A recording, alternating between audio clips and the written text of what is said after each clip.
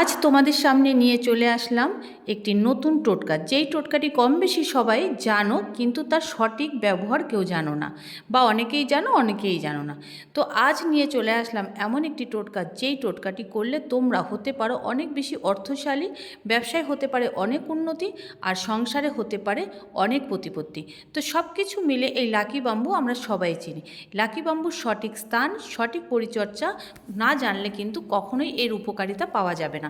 তো সমস্ত কিছু জানবার আগে অবশ্যই যারা নতুন তারা আমার এই চ্যানেলটিকে সাবস্ক্রাইব করে ফেলো, আর অল বাটনটি অবশ্যই ক্লিক করে রেখো, যাতে করে আমার দেওয়া প্রত্যেকটি ভিডিও সবার আগে তোমাদের কাছে পৌঁছায়। আর ভিডিওটি দেখে যদি তোমরা উপকৃত হও অবশ্যই কমেন্টে লিখে যেও। তো চলো জেনে নেওয়া যাক লাকি বাম্বুর সঠিক স্থান।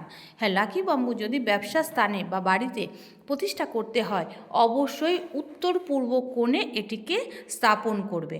মনে করে উত্তর পূর্ব কোণেই স্থাপন করবে, যেখানে কোনো রকম ছোঁয়াছুত লাগবে না। মানে আমরা যেটাকে আশিবাসি বলি, এরকমভাবে গাছটাকে ছোঁয়া যাবে না, ঠিক ঠাকুরের সমতুল্যভাবে এটিকে স্থাপন করতে হবে। প্রত্যেক বৃহস্পতিবার এই গাছটিতে হলুদ জল দিতে হবে। হলুদ জল বৃহস্পতি আর শুক্রবার মনে করে এই দুটো দিন কিন্তু এখানে হলুদ জল দিতে হবে। সারা সপ্তাহে আর দরকার নেই কিচ্ছু করার।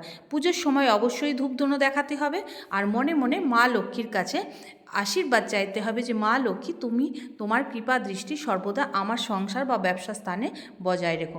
গাছটিকে কিন্তু কখনোই ধরা যাবে না, গাছটিকে ধরলে গাছটি কিন্তু নষ্ট হয়ে যাবে। তাই কখনো গাছটিকে অছুত অবস্থায় ধরা বা ছোঁয়া যাবে না।